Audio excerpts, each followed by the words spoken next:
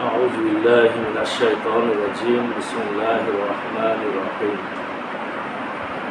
تنزيل الكتاب من الله العزيز الحكيم এই কিতাব মহাপ্রতাপশালী মহাপ্রজ্ঞাবান আল্লাহর নিকট থেকে অবতীর্ণ।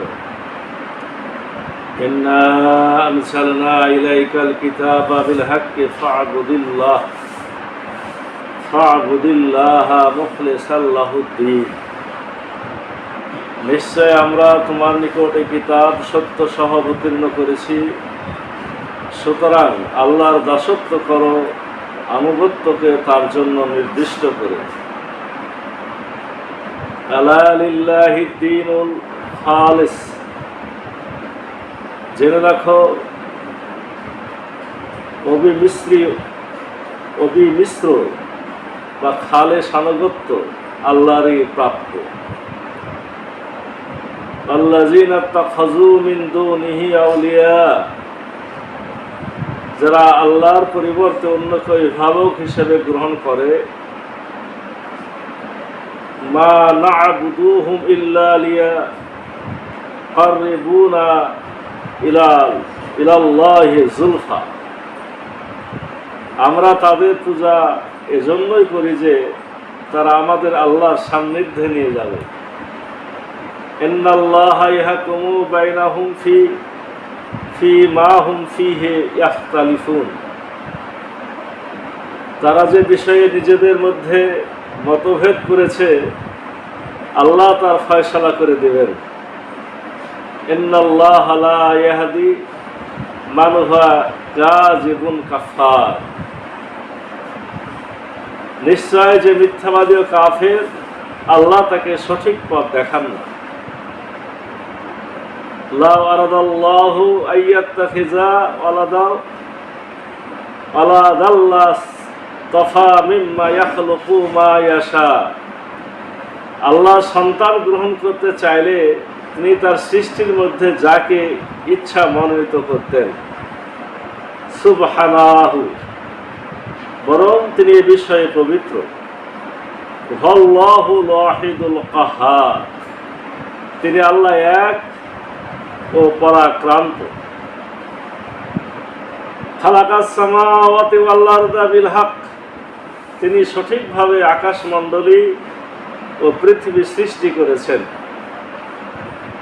ইউকাউভিরুল লাইলা আলান নাহারে আয়ুকাউভিরুন নাহারা আলাল লাইল, তিনি রাত দ্বারা দিনকে আচ্ছাদিত করেন এবং দিন দ্বারা রাতকে আচ্ছাদিত করেন।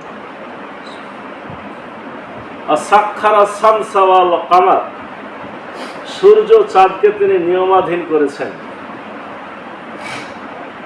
কুল্লা ইয়াজরি লিআজালিম মুসাম্মা, প্রত্যেকে পরিভ্রমণ করে এক নির্দিষ্ট কাল পর্যন্ত।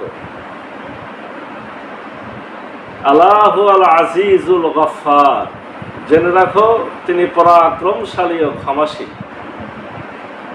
খালাকাকুম মিন নাফসিন ওয়াহিদাতিন সুম্মা জাআলা মিনহা যাওজাহা ওয়া আনজালা লাকুম মিনাল আনআমি সামানিয়াতা আজওয়াজ, তিনি তোমাদের সৃষ্টি করেছেন এক ব্যক্তি থেকে, অতঃপর তিনি তার থেকে তার যুগল সৃষ্টি করেছেন, এবং তিনি তোমাদের দিয়েছেন 8 প্রকার গৃহপালিত পশু। ইয়াখলুকুকুম ফি বুতুনি উম্মাহাতিকুম খালকাম মিন বা'দি খালকিন ফি যুলুমাতিন সালাস, তিনি তোমাদেরকে তোমাদের মাতৃগর্ভে 3 ধরনের অন্ধকারে পর্যায়ক্রমে সৃষ্টি করেছেন। যালিকুমুল্লাহু রাব্বুকুম লাহুল মুলক, তিনি আল্লাহ তোমাদের প্রতিপালক, সর্বময় কর্তৃত্ব তারই। লা ইলাহা ইল্লাহু, তিনি ছাড়া কোনো ইলাহা নাই। ফাআন্না তুসরাফুন, তবে তোমাদের কোথায় ফিরিয়ে নেওয়া হচ্ছে। সূরা জুমার। আমরা আজকে নতুন সূরা জুমার শুরু করছি। এই সূরার 1 থেকে 6টি আয়াত আমরা পড়লাম, অর্থ বললাম। সূরাটি মক্কি সূরা, মক্কাতে রাসূল সাল্লাল্লাহু আলাইহি ওয়াসাল্লামের উপর নাযিল হয়েছে। সূরা নাম্বার অনুযায়ী সূরাটি 39 নম্বর সূরা। এতে 75টি আয়াত আছে, 8টা রুকু আছে। জুমার মানে দল, জুমার বলতে দল। এটা ভালো দল হতে পারে, খারাপ দল হতে পারে। এখানে দুই দলের আলোচনা করা হয়েছে, জান্নাতি দল আর জাহান্নামী দল। আল্লাহ রাসূল হযরত মুহাম্মদ সাল্লাল্লাহু আলাইহি সাল্লামের উপরে সূরাটা এমন সময় নাজিল হয়েছে যখন মুসলমানরা খুবই বিপদের মধ্যে আছে। এই সূরার মধ্যে আল্লাহ রসুলকে সাহাবে কেরামের উপর জুলুম নির্যাতন, বিশেষ করে গরিব সাহাবী যারা কৃতদাস মানুষেরা ইসলাম গ্রহণ করেছে। গরিব মানুষেরা আগে বেশি ইসলাম গ্রহণ করেছে, আর গরিবের ইসলাম গ্রহণ করার কারণে তাদের মনিবেরা, মালিকেরা অত্যাচার নির্যাতন শুরু করেছে। আল্লাহ রসুল সাল্লাল্লাহু আলাইহি সাল্লামের উপরে এই সূরা নাজিল করে আল্লাহ অনুমতি দিয়েছেন, ইঙ্গিত দিয়েছেন যে তুমি এদেরকে নিরাপদ স্থানে কোথাও পাঠাইয়া দাও। অর্থাৎ হাবশাতে হিজরত, আমরা জানি যে মদিনায় হিজরত করেছেন আল্লাহ রসুল মক্কাতে 13 বছর থাকার পরে। কিন্তু এর আগেও একটা হিজরত হয়েছে, সেটা হচ্ছে হাবশা বা ইথিওপিয়া। আপনার ওখানকার বাদশাহ ভালো ছিল, খ্রিস্টান বাদশাহ, কিন্তু বাদশাহ নাজ্জাশী কিন্তু ন্যায়পরায়ণ ছিল, সেখানে হিজরত করেছে। এই হিজরতের আগ দিয়ে সূরাটা নাজিল হয়েছে। মুসলমানদের উপরে এত কষ্ট দুঃখের পরও আল্লাহ রাব্বুল আলামিন এই সূরাতে মুসলমানদের যেমন উপদেশ দিয়েছেন, করণীয় বিষয় বলে দিয়েছেন, সেই সাথে যে মুসলমানরা কষ্ট পাচ্ছে বলে কাফের মুশরিকদেরকে নরম ভাষায় কথা বলতে হবে, ব্যাপারটা এরকম না। রব্বুল আলামিন তাদেরকেও সতর্ক করেছে এই সূরা নাজিলের মাধ্যমে। আল্লাহ শুরুই করছেন একটা রাজকীয় ফরমান দিয়ে যে এই কিতাব মহাপ্রতাপশালী, মহাপ্রজ্ঞাবান আল্লাহর নিকট থেকে অবতীর্ণ, আজিজ, মহাপরাক্রান্ত, কেউ যাকে পরাজিত করতে পারে না, মহাপরাক্রান্ত, যিনি সকলের উপরে ক্ষমতাবান এবং যিনি সকলের থেকে বেশি জানেন, যার জ্ঞান থেকে সমস্ত জ্ঞান ছড়ায় পড়ে, সেই মহাপ্রজ্ঞাবান মহাপরাক্রান্ত রব্বুল আলামিনের পক্ষ থেকে এ কোরআন নাজিল করা হয়েছে। প্রথম আয়াতে এইভাবে রব্বুল আলামিন এইভাবে সূরাটা শুরু করছেন। এরপর আল্লাহ বলছেন, নিশ্চয় আমরা তোমার নিকটে কিতাব সত্য সহ অবতীর্ণ করেছি, এর মধ্যে মিথ্যার কোনো আশ্রয় নাই। পুরোপুরি সত্য পথে, সত্য পদ্ধতিতে তোমার কাছে যাতে সত্যভাবে পৌঁছায় যায়, যাবতীয় সত্য ব্যবস্থাপনা দিয়ে এবং সত্য কথায় বলে আমি এই কোরআনটা তোমার উপরে নাজিল করেছি। সুতরাং দায়িত্ব হলো একমাত্র আল্লাহর দাসত্ব করা। আল্লাহর দাসত্ব করো এমনভাবে যে আনুগত্য শুধু তারই জন্য নির্দিষ্ট। অনেক সময় কেমন হয় যে আমি দাসত্ব করছি একজনের, আর গোপনে অন্য কাউকে খুশি করার জন্য কিছু কাজ করা হয়। এখানে বলা হয়েছে কোনো ফাঁক নাই, পরিপূর্ণরূপে আল্লাহর আনুগত্যকে নির্দিষ্ট করেই তার দাসত্ব করে। এখানে চুল পরিমাণ অন্য দিকে মন নিয়ে যাওয়ার সুযোগ নাই। আল্লাহ বলছেন, জেনে রাখো খালেস আনুগত্য আল্লাহরই প্রাপ্য। এই নির্ভেজাল আনুগত্য, খালেস আনুগত্য, অবিমিশ্র, কোনো কিছুর সাথে মিশাবে না, এরকম আনুগত্য পাওয়াটাই আল্লাহর প্রাপ্য। যারা আল্লাহর পরিবর্তে অন্যকে অভিভাবক হিসেবে গ্রহণ করে, তারা বলে আমরা তাদের পূজা এই জন্যই করি যে তারা আমাদের আল্লাহর সান্নিধ্যে নিয়ে যাবে। আল্লাহর সাথে যুগে যুগে যত শিরক হয়েছে, শিরক মানে আল্লাহকেও মানে, আল্লাহর সাথে অন্য কাউকেও মানে। আল্লাহ বলছেন এই কাজগুলো কেন করে তারা? তাদের ভাষণটা হলো, বক্তব্যটা হলো যে আমরা আসলে এক আল্লাহকেই মানি, আমরা এক সৃষ্টিকর্তাকেই মানি, আমরা এক খোদাকেই মানি। এমনকি হিন্দুরা বলে আমরা এক ভগবানকেই মানি, আপনি খোঁজ নেবেন। কিন্তু অন্যদের কেন মানি? এই ছোটখাটো যারা তারপরে আছে এদের মাধ্যম দিয়ে তাদের কাছে পৌঁছায়। এখান থেকে কি মুসলমানরা বেঁচে আছে? না, বেঁচে নেই। অনেক মানুষই আছে মনে করে যে এমনি এমনি আল্লাহকে ডাকলে আমরা আল্লাহ ডাক শুনবেন। এই জন্য কোনো দরবারে যাইতে হবে, কোনো হুজুরের কাছে যাইতে হবে, কোনো পীরের কাছে যাইতে হবে। তাদের কিছু পয়সা কড়ি দিয়ে তাদের খুশি করতে পারলে তারা আমার গুনাহ মাফ করাই দেবে। নাউজুবিল্লাহ। ওর গুনাহকে মাফ করাবে, যাকে আমি ধরলাম তার গুনাহটাকে মাফ করাবে।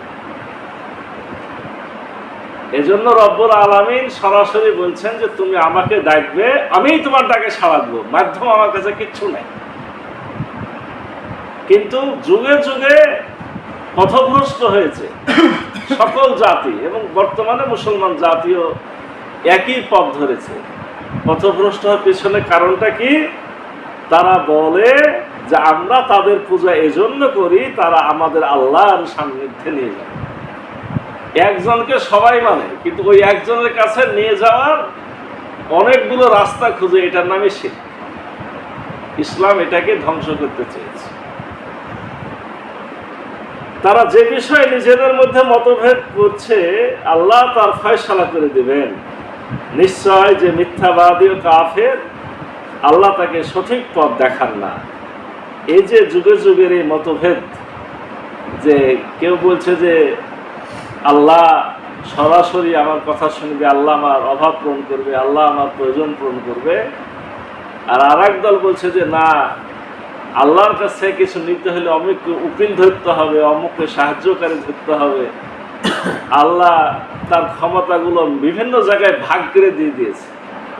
মুসলমানদের মধ্যে কথাও চালু আছে যে আল্লাহ তার মানে দায় দায়িত্ব অনেক জনের কাছে দিয়ে দিয়েছে, অথচ যাকে যে দায়িত্ব দিয়েছে তার কাছ থেকে সেটা নিতে হবে। মানে আল্লাহর ধন, একটা গান আছে না, আল্লাহর ধন খাজাকে দিয়া আল্লাহ গেছেন খালি হইয়া। মানে আল্লাহর কাছে যা ছিল সব খাজাকে দিয়ে দিয়েছেন, আল্লাহর কাছে আর কিছু নাই। কেউ ফিরে না খালি হাতে, খাজার হেতর দরবার। মানে সব সম্পদ তো খাজার কাছেই আছে, তার আল্লাহকে ডাকার আর কি দরকার? খাজার কাছে যেতে হবে। স্বীকার করছে আল্লাহ ছিল, আছে, কিন্তু আল্লাহর সমস্ত ধন সম্পদ আল্লাহ খাজাকে দিয়ে দিয়েছে। নাউজুবিল্লাহ। তো দেখেন অন্য ধর্ম যেভাবে ভ্রষ্ট হয়েছে, মুসলমানরা একইভাবে। আল্লাহ বলছেন এই যে তোমাদের মতভেদ, এর ফয়সালা আমি একদিন করে দেব। আর জেনে রাখো যারা মিথ্যাবাদী, যারা কাফের, তাদেরকে আল্লাহ সঠিক পথ দেখাবে না, তারা হেদায়েত পাবে। আরবের লোকেরা, মক্কা লোকেরা, এমনকি যুগে যুগে শুধুমাত্র ইসলাম ছাড়া, মাথায় রাখেন, শুধুমাত্র এখন ইসলাম ছাড়া সকল ধর্ম মেনে নিয়েছে যে আল্লাহর সন্তান আছে। নাউজুবিল্লাহ। সন্তান থাকবে, স্ত্রী থাকবে, পরিবার থাকবে। আল্লাহর সমজাত সম্পন্ন আর একটা সত্তা থাকা লাগবে, ঠিক না বেঠিক? মানুষ মানুষকে বিয়ে শাদী করে, আল্লাহ যাকে, নাউজুবিল্লাহ, ধরেন ওদের ভাষাতে যদি স্ত্রী থাকতে হয় তাহলে সেও তো এক ধরনের আল্লাহ হইতে হবে, ওরকম একটা জাতের হইতে হবে নাকি? তো তারা যুগে যুগে সকল ধর্ম, এমনকি আহলে কিতাব যারা কোরআন মানা কিতাব আল্লাহ বলছে, ইহুদি খ্রিস্টান, তারা পর্যন্ত বলে ফেলেছে যে আল্লাহর সন্তান আছে। ঈসা নবীকে ওরা তো আল্লাহ ছেলেই বলে। তাহলে সকল ধর্ম, ইসলাম ছাড়া সকল ধর্মের একটা অসুখ হলো সবাই বলে যে আল্লাহর সন্তান আছে। আল্লাহ বলছেন আল্লাহ সন্তান গ্রহণ করতে চাইলে তিনি তার সৃষ্টির মধ্যে যাকে ইচ্ছা মনোনীত করতেন, কিন্তু রব্বুল আলামিন এই বিষয়ে পবিত্র। এই ত্রুটি আল্লাহর মধ্যে নাই। আল্লাহর ইচ্ছার উপরে ইচ্ছাকে মানে নষ্ট করার ক্ষমতা কারোর নাই। আল্লাহ যদি ইচ্ছা করেন আল্লাহ অনেক কিছু করতে পারে, কিন্তু এই ধরনের ছোট চিন্তা, বাজে চিন্তা, এরকম তাদের মতো সংসার করে সন্তান আনতে হবে, এরকম ত্রুটি দুর্বলতা থেকে রব্বুল আলামিন মহাপবিত্র। তিনি আল্লাহ এক ও পরাক্রান্ত।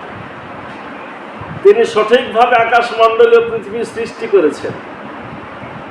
আকাশ আর পৃথিবী যে আল্লাহ সৃষ্টি করেছেন, এখানে কোনো ত্রুটি নেই। যেভাবে করা দরকার তিনি সেভাবেই করেছেন। তিনি রাত দ্বারা দিনকে আচ্ছাদিত করেন, দিন দ্বারা রাতকে আচ্ছাদিত করেন। রাতের মধ্যে দিন ঢুকে যায়, দিনের মধ্যে রাত ঢুকে যায়। দিন যখন আপনার 14 ঘন্টা হলো, তখন আপনার রাত হলো 10 ঘন্টা, তাহলে দিনটা তখন বড় হয়ে গেল। রাত যখন 14 ঘন্টা হলো, তখন দিনটা 10 ঘন্টা হলো, তাহলে একজন আর একজনকে ঢেকে ফেলে। আল্লাহ বলছেন এই পদ্ধতিগুলো সব আমারই তৈরি, এবং সূর্য চাঁদকে তিনি নিয়মাধীন করেছেন, প্রত্যেকে পরিভ্রমণ করে এক নির্দিষ্ট কাল পর্যন্ত। প্রত্যেকের একটা আয়ু আছে, মেয়াদ আছে। এরা পথ চলছে, সূর্য চন্দ্র আমার নিয়মে, আমার নির্ধারিত নির্দেশে তারা তাদের নির্ধারিত পথ চলবে কতদিন? একটা নির্দিষ্ট কাল পর্যন্ত চলবে। জেনে রাখো তিনি পরাক্রমশালী, ক্ষমাশীল। আল্লাহ এত কথা বলার পরও বলছে তিনি যেমন মহাপরাক্রান্ত, পরাক্রমশালী, আবার তিনি ক্ষমাশীল। তোমরা যদি ভুল করে থাকো, ভুল শুধরে নাও, মাপ চাও, ক্ষমা চেয়ে আল্লাহর কাজ শুরু করে দাও। তিনি তোমাদের সৃষ্টি করেছেন এক ব্যক্তি থেকে, অর্থাৎ আদম আলাইহিস সালাম প্রথম মানব। অতঃপর তিনি তার যুগল সৃষ্টি করেছেন, মানে মা হওয়া, তার স্ত্রী বানিয়েছেন। এবং তিনি তোমাদের দিয়েছেন 8 প্রকার গৃহপালিত পশু। মানে গৃহপালিত পশুকে আমরা লালন পালন করি। আল্লাহ রাব্বুল আলামিন এখানে 8 প্রকার বলেছেন। তার মানে বোঝা গেল যে দুনিয়াতে যত মানুষ গৃহপালিত পশু লালন পালন করে, এটা ভাগ করলে 8 ভাগ হয়। তো এটা সত্য যে ওই গরু, মোষ কিন্তু 1 ভাগই করবে। এভাবে দুম্বা, ভেড়া, মেঢ়া, গাড়ল, ছাগল এর 1 ভাগে করবে। এইভাবে 8 ভাগ হবে, এটা আল্লাহ বলে দিয়েছেন। তিনি তোমাদেরকে তোমাদের মাতৃগর্ভে 3 ধরনের অন্ধকারে পর্যায়ক্রমে সৃষ্টি করেছেন। মায়ের পেটে যে বাচ্চাটা থাকে, এর উপরে 3টা আবরণ থাকে। একটা দেখেন বাচ্চার গায়ে জড়ানো আছে, আর একটা আছে জরায়ু, তার উপরে জরায়ুর উপরে আবার মায়ের পেট। 3টা অন্ধকার হলো না? রব্বুল আলামিন বলছেন যে 3 অন্ধকারে পর্যায়ক্রমে তিনি সৃষ্টি করেছেন। তিনি আল্লাহ তোমাদের প্রতিপালক, সর্বময় কর্তৃত্ব তারই, তিনি ছাড়া কোনো ইলাহ নেই। তবে তোমাদের কোথায় ফিরিয়ে নেওয়া হচ্ছে? মানে তিনি ছাড়া কেউ নাই, তো যাচ্ছ কোথায়? কোন দিকে মুখ ফেরাচ্ছ? ফিরে এসো কি আল্লাহর দিকে। দেখেন কঠিন মুহূর্ত চলছে। কাফের মুশরিকরা মক্কায় মুসলমানদের উপর কঠিন নির্যাতন করছে, কিন্তু এর অর্থ কি এরকম হবে মুসলমানদের কথা দুর্বল হবে? দুর্বল যে হবে না, আল্লাহ তার ভাষা দিয়ে শিক্ষা দিচ্ছেন। তোমরা এইভাবেই দাওয়াত পেশ করতে থাকো, কারণ যে আল্লাহ তোমরা কাজ করছো সে আল্লাহ মহাপরাক্রান্ত, প্রজ্ঞাময়। তিনি সকল কিছু দেখছেন, সকল কিছু জানছেন। তোমরাই নিশ্চিত বিজয় লাভ করবে, আর তারাই ধ্বংস হবে। সত্যের বিজয়ই ঠিক, আর মিথ্যা ধ্বংস হবে, এটাই ঠিক। রব্বুল আলামিন আমাদেরকে এভাবে হেদায়েতের পথে ডেকেছেন। আসুন আমরা কোরআন পড়ি, জানি এবং কোরআনের হেদায়েত গ্রহণ করি। আল্লাহ আমাদের কোরআনের হেদায়েতের আলোকে চলার তৌফিক দান করুন। সকলের আল্লাহ।